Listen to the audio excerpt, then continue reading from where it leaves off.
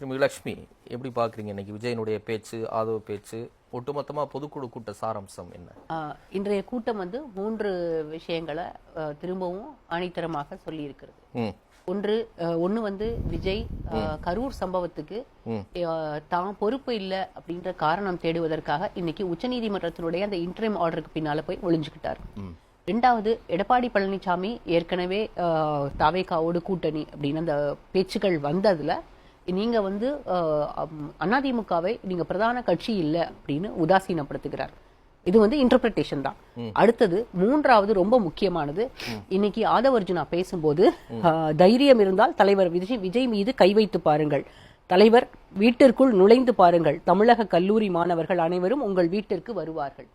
இது எவ்வளவு ஆபத்தான அரசியல்! இந்த ஆபத்தான அரசியலையும் வெறுப்பை விதைக்கக்கூடியதையும் தாவேகா கையில் எடுக்கிறது. ஆதரவுன்னு எடுக்க முடியாது. இல்ல, ஆதரவுன்னு எடுக்க முடியாது. நான் என்ன சொல்றேன், சிபிஐ என்கொயரி நடக்கும்போது எப்படி தமிழக அரசாங்கம் விஜயை கைது செய்ய முடியும்? இது ஆதவர்ஜுனாவுக்கு தெரியாதா? இவங்க தானே எஸ்ஐடி வேணும்னு சுப்ரீம் கோர்ட்ல போய் கேட்டாங்க. அப்போ சுப்ரீம் கோர்ட்ல கேட்கும்போது சுப்ரீம் கோர்ட் திட்டுனது உயர் நீதிமன்றத்தை, தமிழக அரசாங்கத்தையோ தமிழ்நாட்டு இருக்கக்கூடிய திமுகவையோ உச்ச நீதிமன்றம் தலையில விஜய் சொன்ன மாதிரி கொட்டல. தனிநபர் ஆணையத்தை கொட்டவே இல்லை. விஜய் வந்து உயர் நீதிமன்றத்தை விமர்சித்தது. தனிநபர் ஆணையமும் வேண்டாம், உச்ச நீதிமன்றம் தமிழக அரசை விமர்சிக்கவில்லை, உயர் நீதிமன்றத்தை விமர்சித்தது. தனிநபர் ஆணையமும் வேண்டாம், எஸ்ஐடியும் வேண்டாம், நீங்க வந்து சிபிஐ விசாரணை கொடுங்கன்னு சொன்னது. இவர் பேசுறது ரொம்ப ஆபத்தான அரசியல். அப்ப என்ன ஆகும் அப்படின்னா, நாளைக்கே எல்லாருமே விஜயனுடைய ரசிகர்கள் எல்லாருமே வந்து, அதுவும் சொல்றாரு கல்லூரி மாணவர்கள் தான் சொல்றாரு, 30 வயசுக்கு மேற்பட்டவங்க 40 வயசுக்கு மேற்பட்டவங்க எல்லாம் அவருடைய ரசிகர்கள் கூட்டத்திலேயே அவர் சேர்க்கவே இல்லை. இவங்களை எல்லாரையும் தூண்டி விடுறாரு. விஜய்க்கு ஆதரவா நீங்க பேசுங்க, வன்முறைக்கு இது வந்து வித்திடக்கூடிய ஒரு ஸ்டேட்மெண்ட். இது வந்து ரொம்ப ஆழமா வெறுப்ப விதைக்கக்கூடியது. அதுலயும் இன்னைக்கு வந்து கடுமையா ஒருமையில பேசியிருக்காரு. அன்னைக்கு ஜென்சி ப்ரொட்டஸ்ட்னு பேசினதுக்கும் ட்வீட் போட்டதுக்கும் இன்னைக்கு அவர் பேசினதுக்கும் எந்த வித்தியாசமும் இல்லை. இத மௌனமா அந்த மேடையிலேயே உட்கார்ந்து விஜய் ரசிக்கிறார். ஒரு தலைவராக இருந்தால் என்னுடைய ரசிகர்கள் அப்படி வந்து வன்முறையிலேயோ அல்ல அந்த மாதிரி என்ன நடக்கும் இப்படி வந்து நீங்க பேசுறது, எதேச்சதிகாரமா பேசுறது தவறு, அல்லது நீங்க பேசக்கூடாது அப்படின்னு தடுத்து இருக்கணும். அப்ப விஜய் இதை ரசிக்கிறார் அப்படின்னா இந்த வெறுப்பை கட்டமைப்பதில் விஜய்க்கும் ஒரு பங்கு இருக்கிறது. அப்படிதான் இதை புரிஞ்சுக்க முடியுது.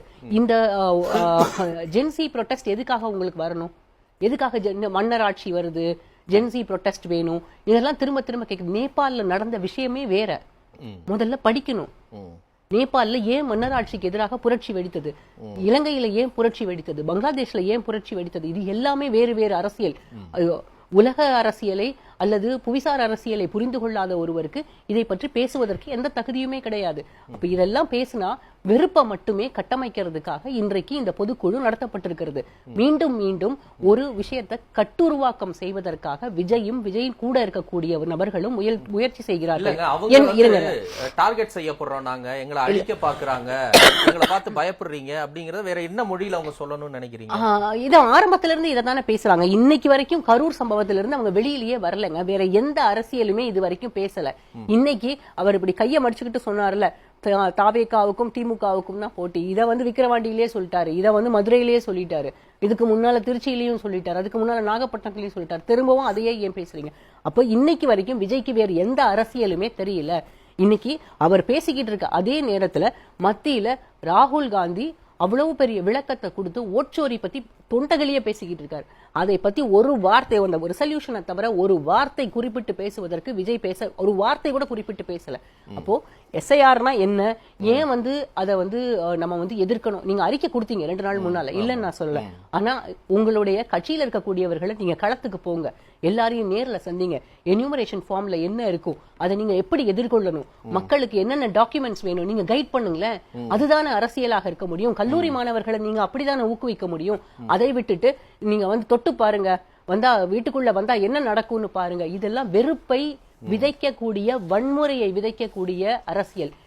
இந்த வெறுப்பை கட்டுருவாக்கம் செய்வதற்காக திரும்ப திரும்ப அவங்க வந்து இந்த கரூர் சம்பவத்தை வச்சே பிளே பண்ணிட்டே இருக்காங்க. இன்னும் கரூர் சம்பவத்தை விட்டு விஜய் வெளியிலேயே வரல.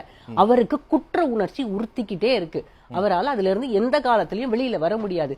ஏன்னா அன்னைக்கு அவர் களத்துல நிக்கல. விஜயகாந்த தனக்கு ஒரு கைடு மாதிரி திரும்ப திரும்ப அவர் வந்து சொல்றாரு. எம்ஜிஆர் தனக்கு ஒரு கைடு மாதிரி திரும்ப திரும்ப சொல்றாரு. ஒருவேளை எம்ஜிஆரோ விஜயகாந்தோ இருந்திருந்தா அன்னைக்கு இவ்வளவு பிரச்சனை நடக்கும்போது வேன்ல இருந்து கீழே இறங்கி 2 பேரும் கூட்டத்தை கண்ட்ரோல் பண்ணி இருந்திருப்பாங்க. எம்ஜிஆர் இறங்கலனாலும் அவர் கூட இருக்கக்கூடியவர்கள் இறங்கி இருப்பாங்க. விஜயகாந்தார் தான் இறங்கி வேட்டியை மடிச்சு கட்டிட்டு எல்லாரும் அந்த பக்கம் போங்கன்னு சொல்லியிருப்பாரு. ஆனா விஜய் அதை செய்யல. அடுத்த 5 நிமிஷத்துல காணாம போயிட்டாரு.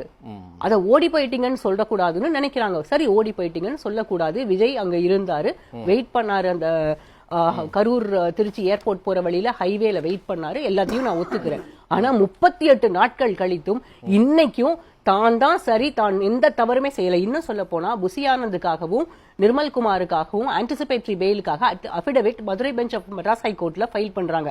அதுல அவங்க சொல்றது என்னன்னா, அந்த அபிடவிட்ல நாங்க ஆர்கனைஸ் பண்ணல, நாங்க 2 பேரும் ஆர்கனைசர்ஸ் கிடையாது, இதை ஆர்கனைஸ் பண்ணது தாவேகாவினுடைய கரூர் மாவட்ட செயலாளர் மதியழகன். அப்ப உங்க கட்சிக்கு அதுல பொறுப்பே இல்லையா?